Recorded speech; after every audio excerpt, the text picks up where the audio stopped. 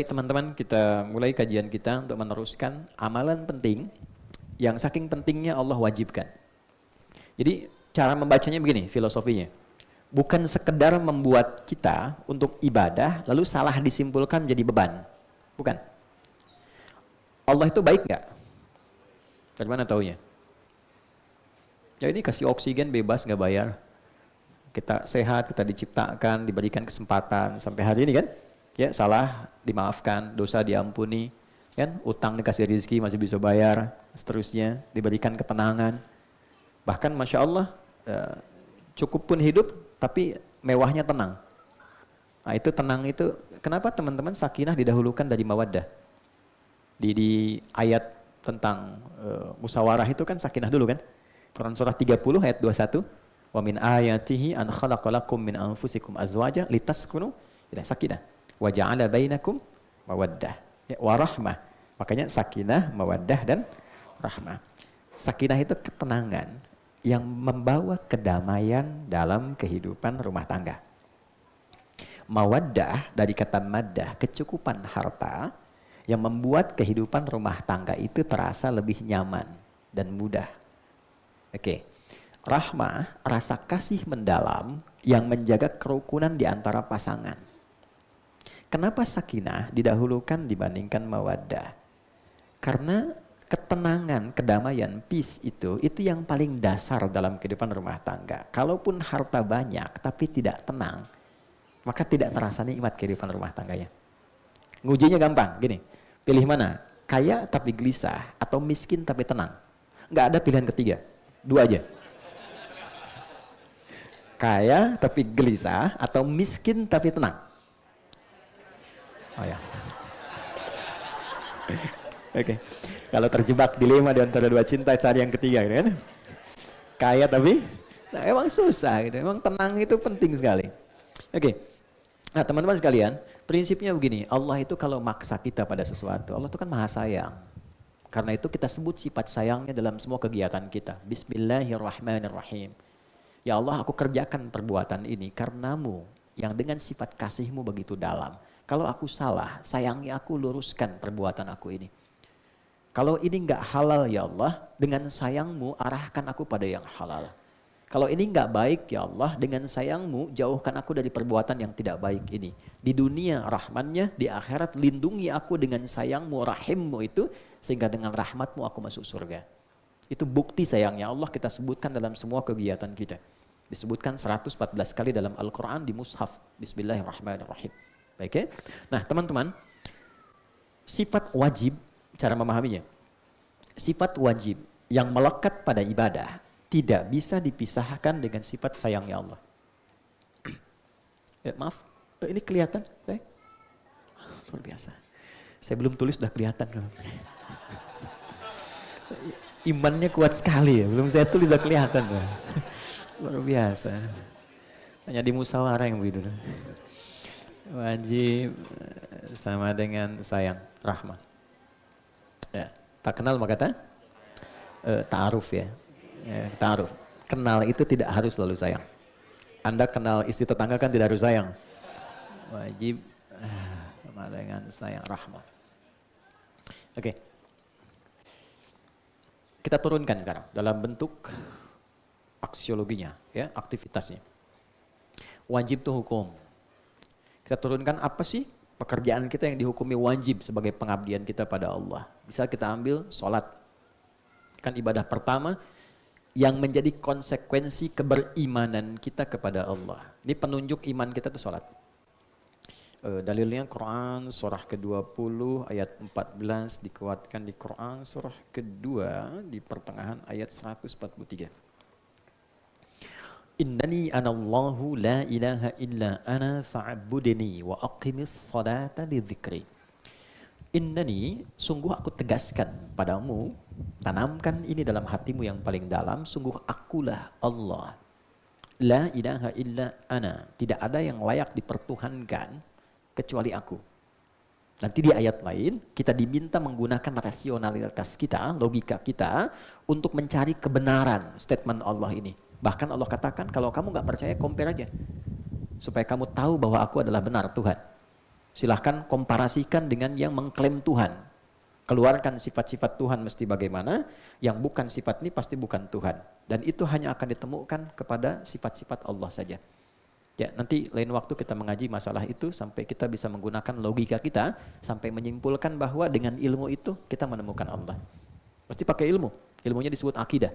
Ya, fa'lam annahu la ilaha illallah. Quran surah 47 ayat 19. Ya, fa'lam, Anda harus punya ilmu untuk menetapkan ya Tuhan saya Allah. Kalau nggak punya ilmu, nanti ditawarin pakai harga tertentu bisa dijual Allahnya.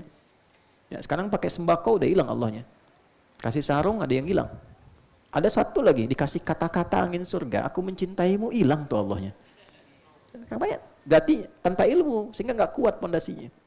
Nah, balik ke sini. Kalau sudah meyakini aku Tuhan, fa'budni, buktikan keberimananmu kepada aku dengan menyembahku. Oke? Lewat apa? Wa aqimis salata lidzikri. Tunaikan salat itu untuk mengoneksikan dirimu denganku. Jadi teman-teman, salat itu adalah bukti implementasi keberimanan kita kepada Allah. Kalau memang kita mengklaim diri kita yakin Allah Tuhan, buktinya apa? Oke? Yakin itu kan bahasa hati ya.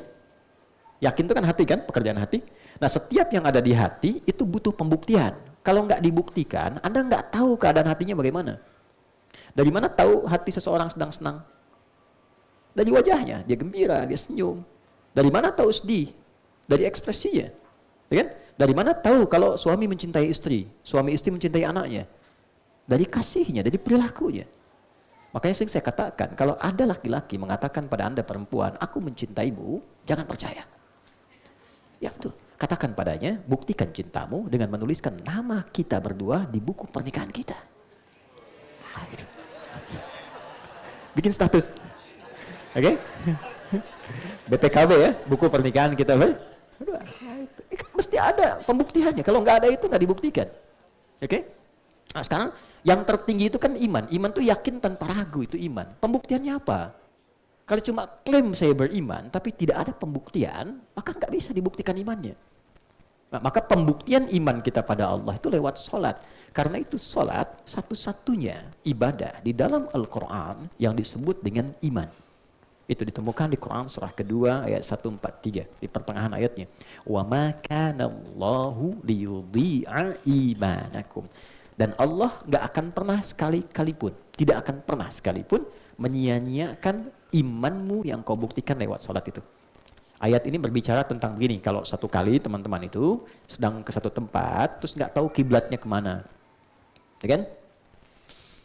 Kemudian kita berusaha nih, matahari nggak nampak karena mendung, terus kita yakin aja, ya yakin nih ke sini kiblatnya, pakai kompas gini nggak bisa karena sinyal nggak ada, terus kita yakini arah itu sebagai kiblat, kita sholat, oke? Dengan keyakinan itu.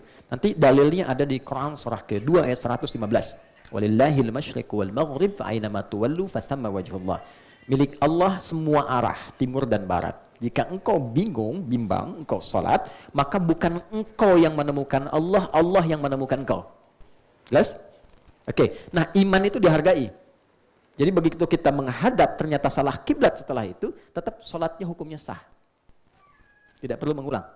Oke? Hukumnya sah karena keyakinan tadi. Dalilnya ini, wa ma kana Allahu liyudhi'a imanakum. Apa kejadiannya supaya itu bukan hanya klaim semata? Karena ayat ini turun untuk merespon beberapa sahabat Nabi yang tidak ikut Nabi saat Nabi berkunjung ke satu tempat, dijamu oleh seseorang. Saat makan itulah kemudian tiba waktu salat. Ada yang mengatakan zuhur, ada yang mengatakan maghrib. Saat Nabi sholat, di pertengahan sholat itu turunlah Quran surah kedua ayat 144. Oke? Qad nara taqalluba wajhika fis sama' falanuwalliyannaka qiblatan tardaha. Fawalli wajhaka syatral masjidil haram. Paham? Tidak. Qad nara taqalluba wajhika fis sama'. Aku selalu melihat engkau Muhammad, engkau berharap arah kiblat itu ke Ka'bah. Karena asalnya ke Ka'bah, kemudian diuji ke Baitul Maqdis karena kejadian tertentu, kalau saya terangkan agak panjang, lalu Nabi meminta balik lagi ke Ka'bah. Itu 2 tahun teman-teman Nabi minta. Tapi belum dikabulkan oleh Allah. Guna ada adaptasi dulu, ada hikmah adaptasi dengan komunitas Yahudi dulu saat pindah ke Madinah. Belum dikabul. Tapi yang menarik apa? Nabi tidak pernah menuntut pada Allah, tidak pernah mengeluhkan pada Allah, selalu aja mohon, minta, gitu kan? Anda bayangkan, Nabi, Rasul, dicintai Allah, dipuji di Quran, akhlaknya paling tinggi, takwanya luar biasa, jaminan surga sebelum wafatnya. Minta, 2 tahun belum dikabul, nggak pernah mengeluh. Ada orang bukan Nabi, bukan Rasul. Dia belum jelas namanya di Quran, belum ada jaminan surga, tidak ada pujian khusus untuknya di Quran. Dia minta 2 menit sudah nuntut Allah. Kurang apa lagi ya Allah? Kurang lama engkau minta. Oke, jadi kadang Allah lihat supaya meningkat lagi sholatnya. Kan kalau lagi ada mau proyek besok kan tahajudnya tinggi ya. Oke, setelah proyek tiba kan tahajud berhenti kan? Kan bagus tuh dibikin 2 tahun dulu supaya tahajud dulu. Oke? Setelah jadi kebiasaan walaupun dapat proyek tahajud nggak hilang. Itu maksudnya. Paham ya? Nah, jadi ketika itu turun di pertengahan sholat, maka berputarlah beliau 180 derajat. Oke? Jadi pas sini menghadap, baliklah ke sana lah, kurang lebih. Menghadaplah ke arah Masjid Al-Haram. Nah, jadi begitu rakaat pertama menghadap, 2, terus selanjutnya berputar. Maka ada 2 kiblat nih. Kiblat pertama menghadap ke arah Masjidil Aqsa, di pertengahan turun ayat ini menghadap ke arah Masjidil Haram. Sampai sekarang tempat itu dikenal dengan Masjid Qiblatain. Kalau ziarah, nanti kalau teman-teman umrah atau haji, biasanya di Madinah lewat ke situ. Mudah-mudahan yang belum bisa bersegera ya, insyaallah. Nah, informasi tidak cukup dengan amin, nabung. Kayak sekarang, siapkan. Oke, nah ada sekelompok orang yang dia nggak ikut ke situ. Kan nggak semua Nabi pergi, sahabat ikut semua, kan nggak begitu. Ada yang tinggal dia stay di wilayah Madinah itu. Nah saat balik Nabi ke tempat Nabi sekarang berada, dia di Masjid Nabawi, di area itu, orang-orang yang ada di situ yang nggak ikut dapat informasi. Tadi pertengahan waktu kita sholat, simpanlah zuhur misalnya, itu ada ayat turun, kita udah pindah ke Masjidil Haram kiblatnya. Yang ini ribut karena sudah lewat waktunya. Gimana status sholat kami yang sebelumnya? Kan kita tunaikan kiblatnya salah dong. Maka turunlah ayat ini untuk menegaskan, wa ma kana Allahu liyudhi'a imanakum. Kau tunaikan dengan iman, aku hisab dengan imanmu itu. Engkau duga salah, aku tetapkan kau benar karena kau kerjakan dengan imanmu dalam keadaan kau tidak tahu. Jelas sampai sini? Itulah dasar innamal a'malu bin ya. Jadi betapa indah kalau setiap amal dikerjakan pakai niat. Kalau dari hasil belum tentu ada orang berhasil untuk beramal dan biasanya kecewa. Anda kerja pasang tender udah bagus kuat-kuat, tiba-tiba hasilnya ditolak, kan kecewa. Tapi kalau kita nikmati hasilnya dan tidak nikmati prosesnya dan tidak melihat hasilnya, kita akan selalu belajar mendapatkan sesuatu yang baru untuk membuat sebuah hasil yang lebih istimewa. Salat itu wajib, teman-teman. Kenapa diwajibkan? Kenapa harus dipaksa? Dan kenapa ketika seorang meninggalkan salat jadi dosa? Karena di dalamnya bukan ada beban, tapi ada kasih sayang Allah yang memaksa kita karena Allah sayang pada kita untuk mendapatkan keistimewaan itu. 1, ada ketenangan. Tadi yang gak mau dilepas dengan kekayaan. Kaya dan tenang. Salat itu yang pertama diberikan bukan dunia dulu, kecil dunia itu. Tapi tenang dulu. Anda dikasih dunia sebesar apapun, gak tenang hatinya, gak enak terimanya. Karena itu kalau Anda sholat membawa dunia terlalu kecil. Makanya yang paling enak itu ketika sholat itu merasakan ketenangan. Teman-teman gak percaya silakan ya. Karena itu ada ajaran di Quran tuh gini, kalau sedang ada masalah, ambil wudhu, hadap kiblat, sholat aja. Walaupun solusi belum datang, tapi ketenangan tuh hadir. Lebih enak rasanya. Sujudnya nikmat gitu. Kadang-kadang kita nangis tuh, bahasa Nabi Ya'qub tuh gini, innama ashku bathi wa huzni Allah. Ya, innama ashku bathi wa huzni, saya tuh kalau curhat, saya punya masalah, bahkan kesedihan saya tumpahkan di atas sejadah, ilallah, kepada Allah. Jadi bukan di atas Instagram, bukan di YouTube. Siapa yang suka tolong aminkan ya. Tambah masalah. Tangkan sajadah, ambil wudhu, sholat. Itu dahsyatnya, Allah kasih ketenangan pada jiwa kita. Nanti kalau sudah tenang, itu pelan-pelan muncul solusi. Datang gitu, 1. Oke? Nah, ini satu. Dan ketenangan itu mahal, ini. Yang kedua, kalau sudah tenang, perilaku kita berubah. Demi Allah saya katakan, pasti berubah. Ya, teman-teman, suaminya kalau sedang nggak tenang, perilakunya nggak normal. Ya kan? Seperti istri pun kalau sedang nggak tenang, nggak normal. Permintaannya macam-macam. Ya kan? Anak juga begitu. Tapi kalau tenang, tindakannya pasti akan berbeda.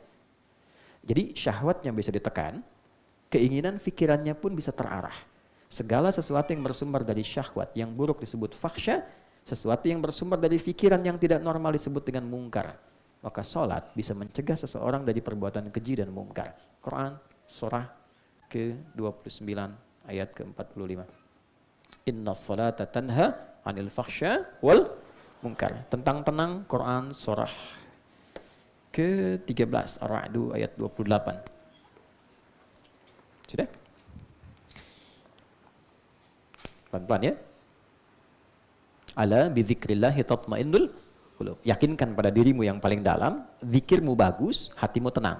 Dan puncak zikir itu salat. Di Quran surah 20 ayat 14, zikir disebut dengan salat.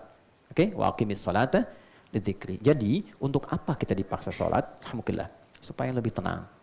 Untuk apa dipaksa salat? Supaya menjadi lebih baik. Itulah sebabnya para pelaku kriminal di era jahiliyah itu tidak diajarkan zakat lebih dulu. Bukan puasa, bukan haji. Ibadah pertama sholat. Sholat yang membuat para pelaku keburukan itu berubah. Bertransformasi menjadi lebih baik. Ini poinnya. Kita belum bicara tentang doa, tentang dunia. Karena itu kecil. Kalau sholatnya bagus teman-teman. Dengan maknanya. Anda kebayang nggak? Abdurrahman bin Auf tuh. Cuman mengamalkan berdiri dalam sholat. Itu bisa merubah hidup dia. Dengan harta yang begitu berlimpah. Dan tetap masuk surga. Kebayang nggak? Ini orang levelnya nomor 3 kayanya. Kaya itu kan 3 tingkatan.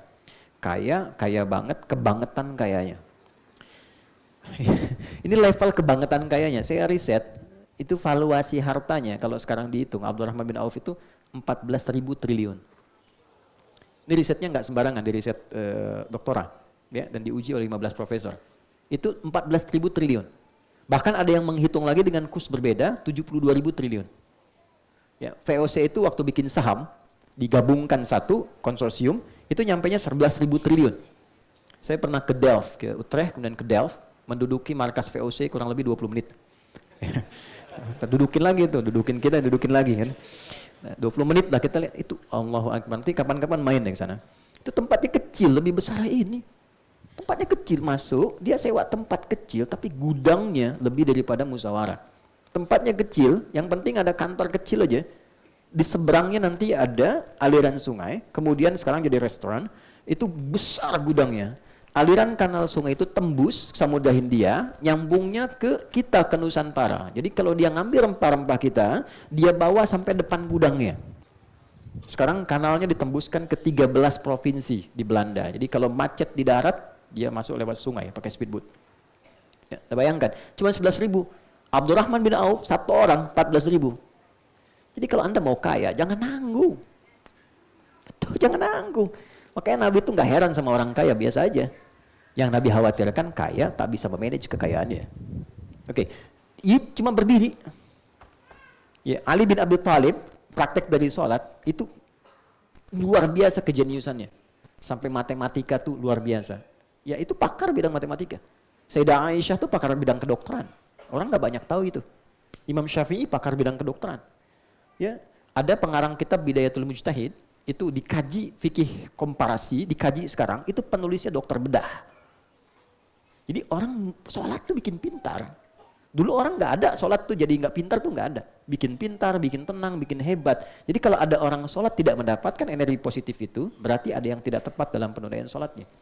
Kalau digabungkan semua capaian ini, dia tenang, dia berhasil, dia damai, dia bahagia. Bahasa Arabnya satu, falah. Falahun. Nah, dia poinnya. Oke, falah. Falah tuh bahagia, damai, sukses, gembira, tenang. Kalau dilihat kamus Inggris Arabic itu success and happiness. Falah. Nah itu diperdengarkan 5 kali tuh dalam sehari. Nggak ada di dunia manapun, di dunia pun sampai saat ini agama yang memperdengarkan di telinga penganutnya 5 kali sehari setiap pergantian waktu. Baru bangun tidur diingatkan, ganti ke siang diingatkan, ke sore diingatkan, menjelang malam diingatkan, mau tidur dikasih tahu. Sudah sukses belum? Sudah bahagia belum? Oke, Anda sukses di kantor, bahagia nggak di rumah? Oke, Anda merasa bahagia, tapi sukses nggak? Tenang nggak? Damai nggak? Coba diperdengarkan di telinga kita. Telinga bahasa Arabnya udhun, jamaknya azan. Oke, azan tuh bahasa Arab dari jamak telinga. Kadang diartikan panggilan, karena setiap panggilan didengar oleh telinga kita. Diperdengarkan di telinga kita 5 kali dalam sehari, setiap pergantian waktu. Dan dahsyatnya, setiap tempat itu bisa berbeda waktu. Ini geser dikit ke Pamulang, beda sekian menit. Beda sekian menit. Saya riset ternyata sedunia ini gak pernah berhenti adzan 24 jam. Itulah hikmahnya. Satu-satunya lafaz di muka bumi yang diperdengarkan di telinga dan tidak berhenti 24 jam cuma adzan. Siapa yang bisa buat itu? Ini menandakan Islam itu bukan agama rekayasa. Kalau bukan pencipta kita yang membuat pedoman, mustahil bisa ada seperti itu. Nah, pertanyaannya gini. Hayya 'alal falah. Nah, cara mendengarnya, dengar sebagai rahmat, kasih sayang. Bukan sebagai beban. Jadi kalau Anda menerima panggilan itu sebagai beban, yang lahir itu akhirnya responnya respon kecewa. Allahu Akbar, Allahu Akbar. Tadi kan ya Allah baru duhur, kenapa sekarang udah adzan lagi? Gak enak keterimanya. Tapi kalau kita terimanya, dengan kata ini sayang, hayya 'alal falah. Kau udah bahagia belum? Belum ya Allah, datang sini. Bukankah kau yakin aku yang punya kebahagiaan? Bukankah kau iman aku yang punya kesuksesan? Datang sujud minta. Orang dulu minta saya kasih. Kenapa kamu nggak datang nggak minta? Makanya dulu kalau dengar adzan, Allahu Akbar, semua langsung gemetar. Ya, langsung gemetar. Sami'na wa ata'na, kami siap ya Allah. Datang patuh dia siap-siap. Sami'na wa ata'na wa qalu sami'na wa ata'na ghufranaka rabbana wa ilaikal masir. Itu ada di Quran surah 2 ayat 285. Itulah sebabnya dia menjadi rangkaian ayat yang kalau dibaca kemudian berdoa, doanya cepat terkabul. Quran surah 2 ayat 284, 285, 286. Itu kalau kita bacakan awali Fatihah itu ada hadis sahih mengatakan kalau benar itu doanya cepat dikabul. Orang dulu sami'na wa ata'na, kami dengar, kami taati. Orang sekarang sami'na wa nanyaina. Oke, kami dengar, kami klarifikasi, kami tanya-tanya gitu. Oh yang benar Ustaz. Nah ini poinnya teman-teman. Sekarang maksud saya, sudah berapa kali kita sholat? Ruku, sujud? Banyak ya, ribuan kali. Sudah damai belum? Sudah tenang belum? Sukses belum? Bahagia belum? Oke, ukurannya 2. Kalau itu belum dirasakan sepenuhnya dengan baik. 1, kata Al-Quran boleh jadi ada yang belum khusyuk salatnya. Oke, poin 1. 2, maaf ya dengan kalimat ini. Boleh jadi ada orang salat yang tidak memahami, tidak mengerti apa yang ia baca dan dia lakukan dalam salatnya. Karena ketidakpahaman itu tidak terbantulah ia untuk menghayati setiap bacaan dan gerakan salatnya. Oke, kita pakai logika kita. Kalau Anda masuk untuk bekerja, tapi tidak paham pekerjaan, mungkin selesai dengan sempurna nggak pekerjaan? Tidak. Lalu kita sholat, maaf bukan kita, ada orang sholat, ada orang sholat, terus yang dia ucapkan dia nggak tahu, bagaimana bisa khusyuk? Anda berkata, Subhana rabbiyal azim, tapi nggak ngerti yang dibaca, nggak paham yang diungkapkan, bagaimana bisa khusyuk? Makanya setan seneng banget. Ada setan khusus menggoda orang sholat, namanya khanzab. Mas Dimas tolong ingatkan ya, satu waktu ya, nanti ada penting 9 jenis setan, mesti kita bahas. Ya, belum kita belajar fikih setan kan? Nah, belum. Malaikat pernah, malaikat dibahas, tapi gini, kalau Anda hanya tahu jalan yang lapang, nggak tahu jalan rusak, pas lewat situ nggak siap. Orang banyak membahas malaikat, tak pernah bahas setan. Nggak tahu, tiba-tiba aja udah kena jebakannya. 9 jenis teman-teman. Di Quran malaikat disebutkan 88 kali, setan 88 kali. Setan memprovokasi nafsu, malaikat mensupport takwa. Takwa dan nafsu, keduanya itu, ya itu gabungannya 115 kali disebutkan di Quran. Takwa itu 258 kali dibagi 3 segmen. Segmen utamanya terkait ibadah, itu kaitannya dengan malaikat. Nanti lawannya nafsu. Nafsu 115, takwa 115. Malaikat 88, setan 88. Artinya apa? Setiap kita disupport melakukan kebaikan, maka setan memprovok untuk meninggalkan kebaikan itu. Gampangnya gini, saya bacakan hadisnya. Wa idza fa idza udzina au kama qal, kalau adzan dikumandangkan, fa farra syaitanu alaihi dharat. Setan langsung pergi terbirit-birit. Karena itu orang tak sholat pun itu bisa mengingatkan yang biasa sholat. Bro, sudah adzan. Sholat dulu. Fa idza tuwiba, ada kalau adzan selesai, setan balik lagi. Jadi setan tuh nggak senang suara adzan, tapi kalau selesai dia balik lagi. Makanya yang biasa sholat pun bisa tiba-tiba menyimpulkan, tenang, baru adzan, belum qomat. Pernah begitu? Oke, baik. Nah, itu belum apa-apa karena sholat belum dimulai. Dahsyatnya, begitu Anda mau mulai, dia biarkan Anda fokus. Ya? You could focus on your prayer. Anda bisa fokus tuh siap menunaikan sholat. Dia nggak ganggu Anda. Tapi ketika Anda bertakbir, fa idza kabbara, maka dia baru bertugas. Fa yaqulu syaitanu udhkur kadza udhkur kadza. Baru dia mulai ingat ini ya, ingat itu ya. Jadi begitu Anda bertakbir, dia baru masuk tuh. Yang tidak ingin Anda ingat, Anda bisa ingat. Nanti sebentar lagi zuhur ya. Begitu Anda takbir, ceramah saya yang sekarang itu akan muncul di benak Anda. Kata Ustadz Adi, setan akan menggoda Anda. Itu setan. Nanti lihat tuh. Ada lihat.